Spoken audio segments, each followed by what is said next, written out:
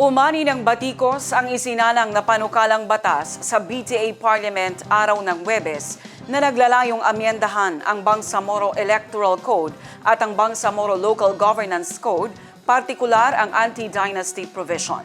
Sa ilalim ng isinusulong na panukalang batas, itinutulak na baguhin ang ilang probisyon ng Bangsamoro Autonomy Act No. 35 at Bangsamoro Autonomy Act No. 49 o ang Bangsamoro Local Governance Code na kasalukuyang nagbabawal sa mga kamag-anak ng incumbent officials na tumakbo o manominate sa ilang elective positions sa rehiyon.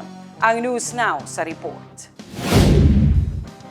Dalawang magkahiwalay na panukala sa Bangsamoro Parliament ang naglalayong amyendahan ang Bangsamoro Electoral Code at Bangsamoro Local Governance Code upang alisin ang mga probisyong naglilimita sa kandidatura at political party nominations batay sa relasyon sa pamilya. Layunin ng mga panukala na baguhin ang ilang probisyon ng Bangsamoro Autonomy Act No. 35 o Bangsamoro Electoral Code at Bangsamoro Autonomy Act No. 49 o Bangsamoro Local Governance Code na kasalukuyang nagbabawal sa mga kamag-anak ng incumbent officials na tumakbo o manominate sa ilang elective positions sa rehiyon.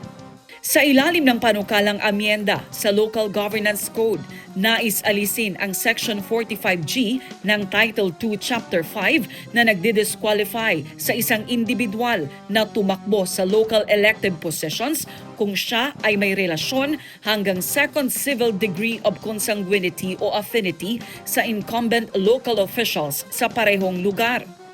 Nais din tanggalin ng panukala ang huling talata ng Section 45 na may dagdag na restrictions para sa mga kandidato ng sangguniang kabataan, kabilang ang pagbabawal sa mga may kamag-anak sa national, regional, provincial, city, municipal o barangay officials. Sa umiiral na batas, ipinagbabawal ang pagtakbo ng mga magkakamag-anak hanggang second civil degree, legitimate man o illegitimate, full blood o half blood, kabilang ang mag-asawa sa parehong probinsya, lungsod, munisipalidad o barangay. Inaatasan din ng mga kandidato na ideklara sa kanilang Certificate of Candidacy na wala silang relasyon sa incumbent officials na tumatakbo sa parehong lugar. Kapag naaprubahan ang panukala, mawawala ang family-based disqualification sa Bangsamoro Local Governance Code.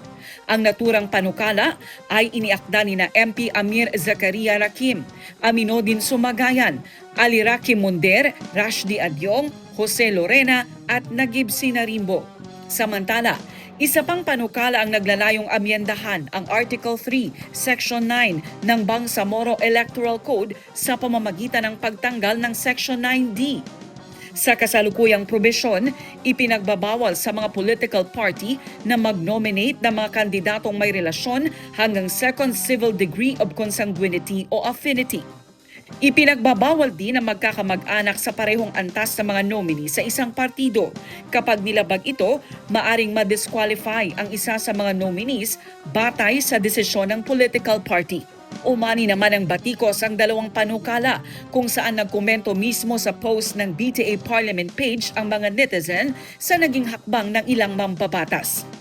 Sa explanatory note ng panukala, sinabi ng mga may akda na ang pagtanggal sa probisyon ay hindi nangangahulugang pag-abandona sa laban kontra political dynasties, kundi isang hakbang anila para tiyakin umano ang constitutional fidelity, legal certainty at pagrespeto sa legislative prerogatives ng Kongreso. Ayon pa sa mga may akda, ang 1987 Constitution ay nagsasaad anila na ang political dynasties ay dapat ipagbawal as may be defined by law at tanging Kongreso lamang umano ang may kapangyarihang magpasa ng pambansang batas na magde-define at magre-regulate nito, isang batas na hanggang ngayon anila ay hindi pa naipapasa. Ipinunto rin nila ang posibleng paglabag sa Equal Protection Clause dahil BARM lamang umano ang may ganitong restriction na maaring maglimita sa political rights ng mga kwalipikadong kandidato at botante sa BARMM. Dagdag pa nila, hindi maaring mangibabaw ang regional laws sa national laws o constitutional provisions pagdating sa qualifications para sa public office. Sa kabila nito, binigyang diin ng dalawang panukala na ang pagtanggal sa mga probisyon ay hindi pagtalikod sa laban kontra political dynasties, kundi pag-iiwan ng usapin sa Kongreso na hanggang ngayon ay wala pa anilang naipapasang National Anti-Dynasty Law. Nanawagan din ng mga may akda sa Kongreso na magpasa ng komprehensibong anti-dynasty law na magiging pantay ang implementasyon sa buong bansa, kabilang ang BARMM.